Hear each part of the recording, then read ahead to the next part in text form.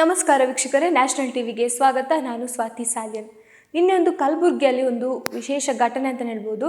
So ಆ ಥರ ಒಂದು ಘಟನೆ ನಾವು ಸಿನಿಮಾದಲ್ಲಷ್ಟೇ ನೋಡಿದ್ವಿ.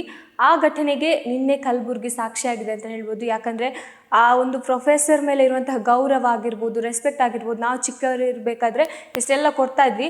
ಈಗಿನ ಮಕ್ಕಳಿಗೆ ಅದು ಇಲ್ಲ ಅಂತಲೇ ಹೇಳ್ಬೋದು. ಯಾಕಂದರೆ ನಾವೆಲ್ಲ ಪರೀಕ್ಷೆಯಲ್ಲಿ ನಕಲು ಮಾಡಬೇಕಾದ್ರೆ ಅಥವಾ ಕಾಪಿ ಹೊಡಿಬೇಕಾದ್ರೆ ಎಷ್ಟೋ ಭಯ ಪಡ್ಕೊಂಡು ಇನ್ನೊಬ್ಬರನ್ನ ನೋಡೋದಾ ಬೇಡವಾ ಅಥವಾ ಅವ್ರ ಹತ್ರ ಕೇಳೋದಾ ಬೇಡವಾ ಆ ಥರ ಭಯ ಪಡ್ಕೊಂಡು, ಅಥವಾ ನಮ್ಮ ಮುಂದೆ ಯಾರಾದರೂ ಲೆಕ್ಚರರ್ ಇದ್ದರೆ ಅಥವಾ ಟೀಚರ್ಸ್ ಇದ್ದರೆ ನಾವು ತುಂಬಾ ಭಯ ಪಡ್ತಾ ಇದ್ವಿ ಅಥವಾ ಕೇಳೋಕ್ಕೂ ಹಿಂಜರಿತಾ ಇದ್ವಿ. ಅದರಲ್ಲೂ ಈ ಚೀಟಿ ಅದೆಲ್ಲ ತಗೊಂಡೋಗೋಕ್ಕೆ ಸಾಕಷ್ಟು ಕೆಲವೊಂದು ವಿಷಯಗಳಲ್ಲಿ ಚಿಕ್ಕ ಚಿಕ್ಕ ಪರೀಕ್ಷೆಗಳಿರುತ್ತೆ, ಈ ಕಿರು ಪರೀಕ್ಷೆ ಅಂತ ಹೇಳ್ತೀವಿ. ಅದರಲ್ಲೆಲ್ಲ ನಾವು ಚೀಟಿ ತಗೊಂಡು ಹೋಗ್ತೀವಿ ಅಥವಾ ಕಾಪಿ ಮಾಡೋಕ್ಕೆ ಏನೂ ಒಂಥರ ಭಯ ಇರಲ್ಲ. ಬಟ್ ಈ ಫೈನಲ್ ಎಕ್ಸಾಮ್ ಆಗಿರ್ಬೋದು ಅಥವಾ ನಮ್ಮ ಡಿಗ್ರಿಯಲ್ಲಿ ಆಗಿರ್ಬೋದು, ಇಂಥ ಸಿಚುವೇಶನ್ಸ್ಗಳಲ್ಲಿ ನಾವು ಕೆಲವೊಂದು ವಿಷಯಗಳಲ್ಲಿ ಯೋಚನೆ ಮಾಡಿ ಕಾಪಿ ಮಾಡಬೇಕಾಗತ್ತೆ. ಅಂಥ ಒಂದು ವಿಚಾರದಲ್ಲಿ ನಿನ್ನೆ ಒಂದು ಕಲಬುರಗಿಯಲ್ಲಿ ಒಂದು ಮೆಡಿಕಲ್ ಎಕ್ಸಾಮ್ ನಡೀತಾ ಇತ್ತು. ಸೊ ಹೋಮಿಯೋಪತಿಯ ಎಕ್ಸಾಮ್ ನಡೀತಾ ಇತ್ತು. ಅಂಥದ್ರಲ್ಲಿ ಒಬ್ಬ ಅಂದರೆ ವೈದ್ಯಕೀಯವನ್ನು ಕಲಿಯುವಂಥ ವ್ಯಕ್ತಿ ಅಂದರೆ ವಿದ್ಯಾರ್ಥಿ, ಅವನ ಹೆಸರು ಶಾಬಾಜ್ ಅಂದ್ಕೊಂಡು ಅವನು ಕಾಪಿ ಮಾಡ್ತಾ ಇದ್ದ. ಅದರಲ್ಲೂ ಕೂಡ ಮೊಬೈಲನ್ನು ಇಟ್ಕೊಂಡು ಕಾಪಿ ಮಾಡ್ತಾ ಇದ್ದ. ಎಲ್ಲಿ ತನಕ ಗರ್ಸ್ ನೋಡಿ. ಈಗಿನ ಮಕ್ಕಳಿಗೆ ಏನಾಗಿದೆ ಅಂದರೆ ಯಾರು ಹೇಳೋರು ಕೇಳೋರಿಲ್ಲ, ಮನೆಯಲ್ಲಿ ಅವ್ರದ್ದೇ ಹೇಳೋದು, ಅಥವಾ ಸ್ಕೂಲಲ್ಲೂ ಕೂಡ ಅಷ್ಟೇ, ಕಾಲೇಜಲ್ಲೂ ಕೂಡ ಅಷ್ಟೇ, ಅವ್ರು ಹೇಳಿದ್ದೆ ಆಗಬೇಕು ಅನ್ನೋ ರೀತಿಯಲ್ಲಿ ನಡ್ಕೊಳ್ತಾ ಇರ್ತಾರೆ. ಅಂಥದ್ರಲ್ಲಿ ಕಾಪಿ ಹೊಡೆಯೋಕ್ಕೂ ಮೊಬೈಲನ್ನು ಬಳಕೆ ಮಾಡ್ತಿದ್ದ. ಈಗ ಎಕ್ಸಾಮ್ ಸೆಂಟರ್ಗೆ ಮೊಬೈಲ್ ಬಳಸೋದೇ ಇಲ್ಲ. ಯಾಕಂದರೆ ಮೊಬೈಲನ್ನು ಹೊರಗಡೆ ಇರ್ತೀವಿ ಅಥವಾ ನಾವು ಮನೇಲಿ ಇಟ್ಕೊಂಡು ಹೋಗ್ತೀವಿ. ಅಂಥದ್ರಲ್ಲಿ ಪರೀಕ್ಷೆ ಕೊಠಡಿ ಒಳಗೆ ಹೋಗಿ ಮೊಬೈಲನ್ನು ಇಟ್ಕೊಂಡು ಹೋಗಿ ಅಲ್ಲಿ ಕಾಪಿ ಮಾಡ್ತಾ ಇದ್ದ ಅಂತಲೇ ಹೇಳ್ಬೋದು. ಇನ್ನು ಅದನ್ನು ನೋಡಿದಂಥ ಪ್ರೊಫೆಸರ್ ಅಂದರೆ ಅಸಿಸ್ಟೆಂಟ್ ಪ್ರೊಫೆಸರ್ ಆಗಿರುವಂಥ ಶಿವರಾಜ್ ಕುಮಾರ್ ಅವರು ಅದನ್ನು ನೋಡಿ ಅವನಿಗೆ ಬೈತಾರೆ ಕೂಡ, ಅಲ್ಲಿಂದ ಎದ್ದೇಳಿ ಹೊರಗೆ ಕಳಿಸ್ತಾರೆ. ಈಗ ಎಕ್ಸಾಮ್ ಆದಮೇಲೆ ಎಲ್ಲರೂ ತುಂಬ ಅಚ್ಚುಕಟ್ಟಾಗಿ ಓದ್ಕೊಂಡು ಬಂದಿರ್ತಾರೆ. ಈವನ್ ಒಬ್ಬ ಕಾಪಿ ಮಾಡಿಕೊಂಡು ಎಲ್ಲರಿಗಿಂತ ಹೈಯೆಸ್ಟ್ ಮಾರ್ಕ್ ತಗೊಳ್ಳೋದು ಅದು ಸ್ವಲ್ಪ ನ್ಯಾಯಯುತವಾಗಿ ಪರೀಕ್ಷೆ ಬರೆಯೋದಲ್ಲ ಅನಿಸುತ್ತೆ.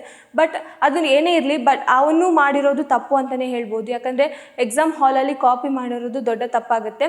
ಅದರಲ್ಲೂ ಮೊಬೈಲನ್ನು ಹಿಡ್ಕೊಂಡು ಹೋಗಿ ಕಾಪಿ ಮಾಡಿದ ನಂತರ ಅದು ದೊಡ್ಡ ತಪ್ಪಾಗುತ್ತೆ. ಇನ್ನು CCTVಯಲ್ಲಿ ಈ ದೃಶ್ಯ ಒಂದು ರೆಕಾರ್ಡ್ ಆಗಿದೆ ಅಂತ ಹೇಳ್ಬೋದು. ಇನ್ನು ಪ್ರೊಫೆಸರ್ ಅವನನ್ನು ಬೈದು ಹೊರಗೆ ಕಳಿಸ್ತಾರೆ. ಆದರೆ ಎಲ್ಲರ ಮುಂದೆ ಅವನದೊಂದು ಮರ್ಯಾದೆ ಹೋಯ್ತಲ್ಲ, ಅಥವಾ ಅವ್ನಿಗೆ ಎಲ್ಲರ ಮುಂದೆನೂ ನಾಚಿಕೆ ಆಗಿರಬೇಕು ಅಂತೇಳಿ ಹೊರಗೆ ಹೋದವನು ಮತ್ತೆ ಒಳಗಡೆ ಬಂದು ಪ್ರೊಫೆಸರ್ ಮೇಲೆ ಹಲ್ಲೆಯನ್ನು ಮಾಡ್ತಾನೆ. ಮತ್ತು ಬಂದು ಅವನು ಪ್ರೊಫೆಸರ್ ಕೆನ್ನೆ ಮೇಲೆ ಬಾರಿಸೋದಾಗಿರ್ಬೋದು, ಅವರ ಮೇಲೆ ಹಲ್ಲೆ ಮಾಡೋದಾಗಿರ್ಬೋದು, ಈ ಥರ ಮಾಡ್ತಾನೆ. ಅಲ್ಲಿ ಕೂತಿರುವಂಥ ವಿದ್ಯಾರ್ಥಿಗಳು ಅವನನ್ನು ಅಂದರೆ ಪ್ರೊಫೆಸರನ್ನು ರಕ್ಷಣೆ ಮಾಡ್ತಾರೆ, ಇವನನ್ನು ದೂರ ತಳ್ತಾರೆ. ಸೊ ಎಷ್ಟು ಮಿತಿ ಮೀರಿದೆ ಅಂದರೆ ಈಗಿನ ಮಕ್ಕಳಿಗೆ ನಾವೇನೇ ಬುದ್ಧಿವಾತ ಹೇಳೋಕ್ಕೋದ್ರು ಅದನ್ನು ತಿರುಗಿಸಿ ನಮಗೆ ಬೈಯೋಷ್ಟು ಮುಂದುವರೆದಿದ್ದಾರೆ.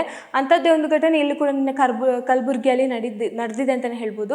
ಸೊ ಅವನು ಈ ದೃಶ್ಯವನ್ನು ನೆನೆಸ್ಕೊಂಡಾಗ ನಮಗೆ ರಾಮಚಾರಿ ಸಿನಿಮಾ ಅಂದರೆ ಡಾಕ್ಟರ್ ವಿಷ್ಣುವರ್ಧನ್ ಅವರು ನಟಿಸಿರುವಂತಹ ರಾಮಚಾರಿ ಸಿನಿಮಾದಲ್ಲೂ ಕೂಡ ಈ ಥರದೊಂದು ದೃಶ್ಯ ಒಂದು ಬಂದಿತ್ತು. ವಿಷ್ಣುವರ್ಧನ್ ಅವರು ಎಕ್ಸಾಮನ್ನು ಬರಿತಾ ಇರ್ತಾರೆ, ಕಾಪಿ ಹೊಡಿತಾ ಇರ್ತಾರೆ. ಆವಾಗ ಅಲ್ಲಿಗೆ ಬಂದಿರುವಂತಹ ಪ್ರೊಫೆಸರ್ ನೋಡಿ ಅವರಿಗೆ ಬೈತಾರೆ. ಸೊ ಅದಕ್ಕೆ ವಿಷ್ಣುವರ್ಧನ್ ಅವರು ಅವರನ್ನು ಹೋಗಿ ಧ್ವಜಸ್ತಂಭಕ್ಕೆ ಕಟ್ಟಿ ಹಾಕಿರುವಂಥ ದೃಶ್ಯ ಇಲ್ಲಿ ಇದು ಬೇರೆ ರೀತಿಯಲ್ಲಿ ಕಾಣಿಸ್ಕೊಂಡಿದೆ. ಈ ಸಿನಿಮಾ ಬೇರೆ ಅಥವಾ ರಿಯಲ್ ಲೈಫಲ್ಲಿ ನಡೆಯೋದು ಬೇರೆ. ಸಿನಿಮಾವನ್ನೇ ಇಲ್ಲಿ ನೋಡೋಕ್ಕಾಗಲ್ಲ, ಯಾಕಂದರೆ ಇದು ವಿದ್ಯಾರ್ಥಿಗಳ ನಿಜವಾದ ಜೀವನದ ಪ್ರಶ್ನೆ ಆಗಿರುತ್ತೆ. ಎಕ್ಸಾಮ್ ಅನ್ನೋದು ಒಂದು ವಿದ್ಯಾರ್ಥಿಗಳ ಮೇಲುಗೈಗೆ ಒಂದು ಸಾಕ್ಷಿಯಾಗುವಂಥ ಒಂದು ಕ್ಷಣಗಳಾಗಿರುತ್ತೆ.